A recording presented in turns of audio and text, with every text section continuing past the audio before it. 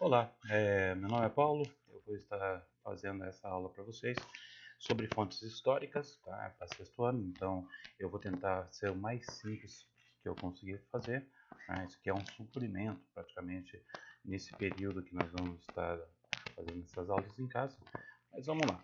Sendo a aula de fontes históricas, a primeira coisa que eu tenho que estar falando é qual é a relação desse filme, Thor Ragnarok, vai ficar ao contrário, não se preocupe. Este filme com esse prato, para vocês verem, com esse CD de música, CD e DVD, com essa foto, repara bem, foto, com esse certidão de nascimento, opa, com essa miniatura desse barquinho, misturando ainda por cima com esse jogo de videogame, a caixa e o cartucho, do Homem-Aranha, misturando também tudo isso, o que tem essa relação de tudo que estou mostrando com esse bonequinho do Homem de Ferro, com o Robin do Titãs, com esse gibi do Homem-Aranha, e também com esse livro aqui. Qual que é a relação de tudo isso com o tema que a gente vai estar estudando? Que é, opa, até o fone aqui, que é fontes históricas. Se vocês lembrarem das aulas que a gente teve no início do ano, eu usei o Mike Brock, um historiador, no qual ele diz que a história é a ciência do homem no tempo. E eu expliquei para vocês essa frase, que a história é o conhecimento do ser humano ao longo do tempo. Então, se a gente for reparar, todas essas coisas que eu trouxe aqui para vocês, ainda tem esse minigame aqui ainda, portátil, né? Esqueci de trazer. Todos esses materiais que eu trouxe para vocês de diversos tipos, desde um jogo de videogame, desde um prato, uma foto, uma escultura, uma certidão de nascimento, um documento, ele faz parte do que a gente chama de fontes históricas. Por que isso? Por causa que os seres humanos o criaram ao longo do tempo, ok? Então, eu usei o seguinte exemplo para falar sobre qual é a função do historiador. Eu falei, eu não sou historiador, eu sou um professor de história. O historiador, como eu falei para vocês em sala de aula, é como se fosse aquele detetive que precisa das pistas para solucionar um mistério. Quantos filmes que a gente já assistiu que não tinha isso? Ou como se a gente pegasse um quebra-cabeça e começasse a pegar todas as peças e encaixar para ver a imagem que ela seria. Então, o trabalho do historiador é saber trabalhar com as chamadas fontes históricas, que vão ser divididas em várias partes, pelo menos em algumas. No livro didáticos que vocês viram, tem uma forma diferente que explica dessas fontes históricas, mas eu vou dar um exemplo mais simples. Um documento, uma RG, uma certidão de nascimento, um jornal, um diário, uma receita de bolo, uma carta, apesar que hoje em dia quase ninguém escreve carta, uma pequena mensagem, aqueles bilhetinhos que as meninas têm mania de passar uma para outra fazendo uma pergunta, que a gente sabe muito bem. Tudo isso aí a gente pode chamar de fontes escritas. Um livro, ele seria uma fonte escrita, como também um gibi, apesar que ele utiliza muito uma linguagem gráfica, né? Então a gente já vai estar vendo sobre isso.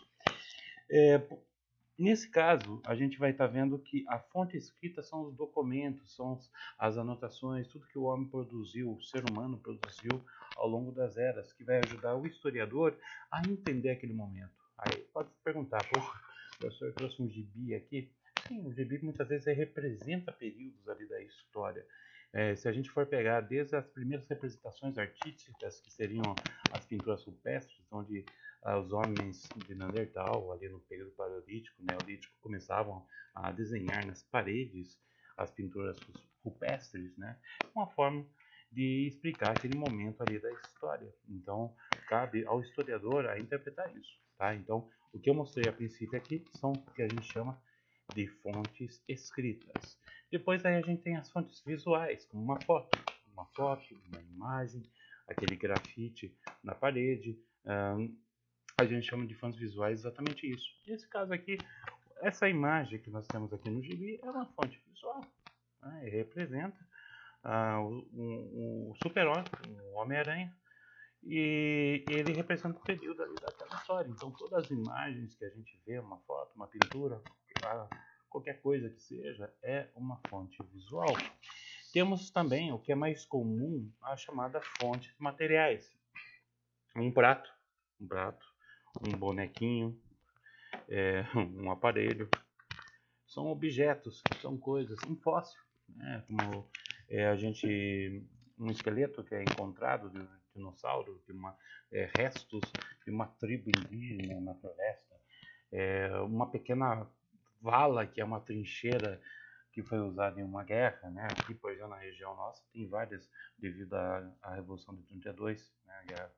Mas enfim, isso aí a gente chama de fontes materiais. A partir dali, o arqueólogo, o historiador vai estar analisando a partir desses achados, vamos dizer assim, e vai tentar entender o que estava acontecendo naquela região, naquele momento. É por isso que quando a gente pega filmes como, sei lá, Indiana Jones, A Múmia, a versão antiga,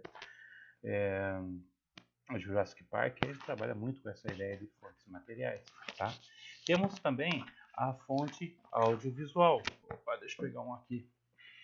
O filme, cadê você, filme? Uma fonte audiovisual. Opa, caiu uma coisa. Um CD de música. Aqui nós temos tanto o CD de música, ok? Para vocês verem, como também um DVD para você assistir. Então a fonte audiovisual, tem mais um filme aqui que você já conhece, do Thor. Então a fonte audiovisual, ele vai abranger aquele filme, aquela novela, aquele desenho, aquele jornal, aquele espetáculo. Então isso são usados também para o historiador para entender aquele princípio, certo? Então aquele momento ali da história que vai ser analisado. Se a gente for pegar o historiador, eu posso dizer que o historiador é como um escritor. Ele vai pegar das fontes, vai utilizar das fontes para poder escrever a sua história. Ok? Para poder entender naquilo lá usando técnicas, para poder analisar melhor aquelas fontes e assim criar uma versão da história, vamos dizer assim, um entendimento que ele tem da história. Temos também as fontes orais, que são as histórias que o vovô, a vovó contavam, que os nossos pais contavam quando era criança, causos, lendas, lições de morais. Se a gente fosse, por exemplo, qualquer tribo indígena aqui no Brasil, né, a gente vai ver que os mais idosos eles vão estar contando histórias para os mais novos. Isso aí é repleto de significado, de ensino. Então, as histórias que a gente escuta, pode ser um conto de fadas, como Chapeuzinho Vermelho, Cinderela, ou as lendas urbanas que a gente escuta, como, sei lá, a loira do banheiro, ou pode ser também alguma história que, quando a gente era moleque, por exemplo, eu posso falar que eu sou mais velho, que a gente fazia, e a gente tira como uma lição de moral daquilo. A gente chama, então, de fontes orais. Então, resumindo, qual que é o trabalho do historiador? O historiador, ele analisa as fontes históricas para tentar entender um período no que ele está estudando da história. E para isso, vai nos trazer essas informações que vocês estudam. Um livro didático da escola, por exemplo, ele é utilizado principalmente em fontes bibliográficas para poder analisar, sei lá, a época do Egito, a época dos maias, de Roma, até essa aula que eu estou dando aqui para vocês. O vídeo que eu estou fazendo aqui para vocês seria uma fonte audiovisual, porque ele vai continuar ainda existindo, mesmo depois dessa aula, para outras pessoas poderem assistir. Então, esse é o trabalho do historiador. E a gente pode dividir as fontes históricas em fontes materiais, que são os objetos, fósseis, fontes orais, que são os relatos, os contos que a gente escuta, fontes audiovisuais, filmes, novelas, desenhos, tudo que a gente vê na TV, no cinema, documentários, né? Fontes escritas, que são geralmente documentos, livros, receita de bolo, tudo que é escrito praticamente. E fontes visuais, que são as imagens em si, que nos dizem muitas coisas também. Então a gente fica aqui com essa primeira aula nossa. Mais para frente vou estar postando mais alguma coisa. E até!